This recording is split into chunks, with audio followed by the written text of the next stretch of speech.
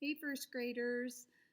Want to talk to you about your art this week. So you should have your art workbook in your backpack. It should um, you probably already did your cover. And today you are going to be doing your lines.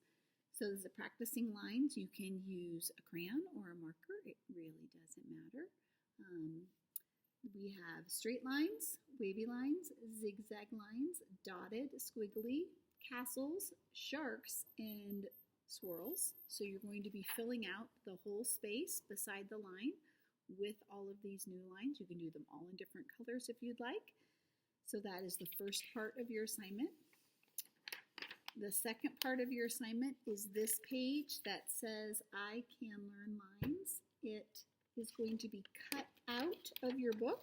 You are going to take your scissors and cut this page out of your book, and you are going to cut the straight lines, the wavy lines, the zigzag lines, scalloped, castle lines, and shark lines off out of this paper, and I will demonstrate that for you in just a moment.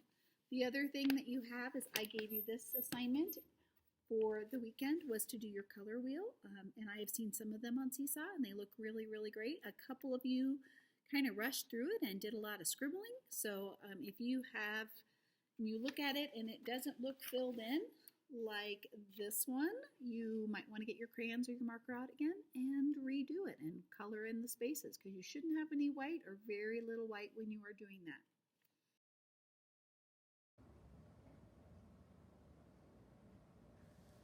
All right, so we have our line sheet, and I'm going to use my crayons, and I'm going to create all of the lines. And this one got a little rough as they go across. The wavies, you can make them far apart, or you can break them really tight together. But all of these are wavy lines. Zigzags we did in our paper sculptures, whoop whoop, and you can do the same thing. You can make them very tight, or you can stretch them out. Dashed lines, the example are just straight lines, but dashed lines you could also do with dots or little hearts. Any kind of dashed line will do.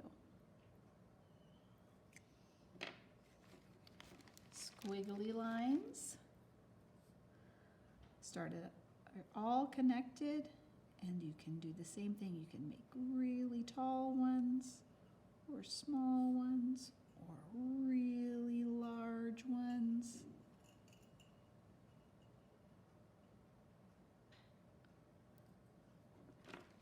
Castles are fun too. These take several different lines to make, because you're going to cross, up, down. You can make them skinny, they can go down low, they can be really tall. All of these are castle lines. Shark lines have a point at the top and at the bottom. They can be spread out, or they can be really small together. Swirls. Well, swirls don't have to actually be the same size. They could be small, large, medium size, as long as they're making a line. All right, well, I have cut out the line page that has cutting lines on it, and I'm going to show you how to use both of your hands when you are cutting.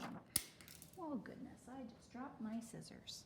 So when you have your scissors and you have one hand that you use your thumb in the small hole, and then your other 2 or 3 fingers, how many will fit in the larger hole? so this is my writing hand, is my right hand, but even if your writing hand is your left hand, you always will have a helping hand when you are cutting.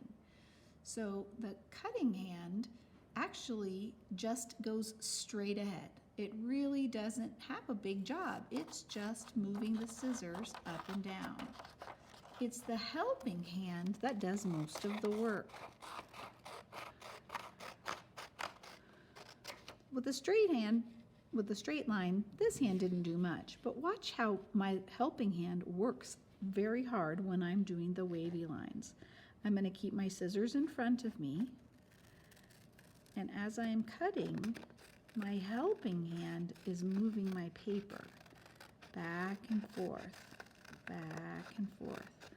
My cutting hand tries to stay straight so that the helping hand is doing most of the work by doing the weaving back and forth. That's how they work together.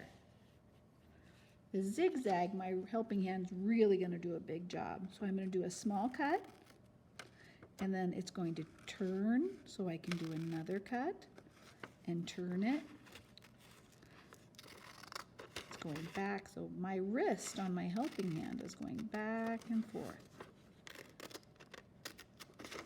I don't always stay right on the line, and that's okay. You probably won't either. My hand is getting a little bit hard to hold way down here, so I'm moving my helping hand to the side, and then I continue cutting, cutting, cutting, and continue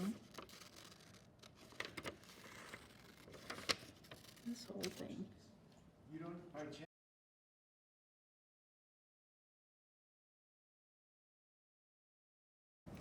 Now that you've done your art practice with lines and cutting lines, we're going to create an art piece using these lines. So the first thing I'm going to do is I'm going to find something round to trace. So I happen to have this roll of tape, and I'm going to trace it. 1, 2, 3, 4, 5, 6 times.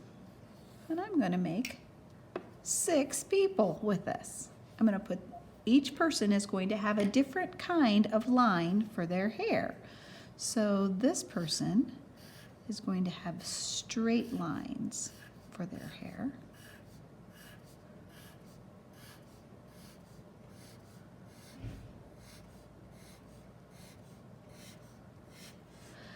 This person is going to have squiggly lines.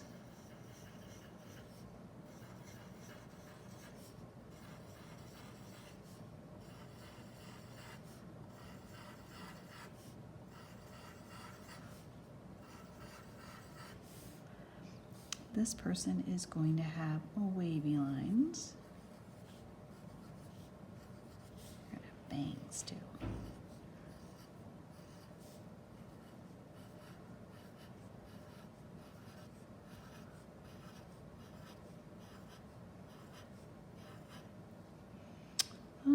This one I'll have a scallop kind of look.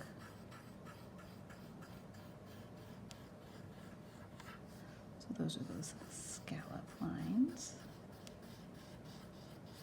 Maybe even a little bit of a bun. And what haven't I done? Oh, zigzags.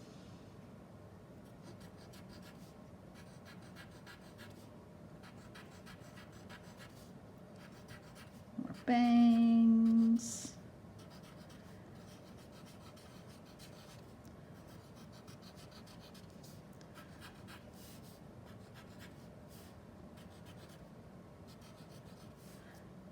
This one is going to have, I think, castle lines. Kind of like a cartoon character.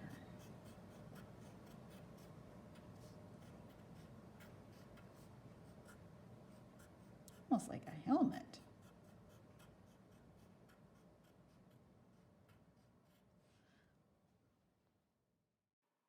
take some time and give all of your people faces, and then color them in. That's your art for today.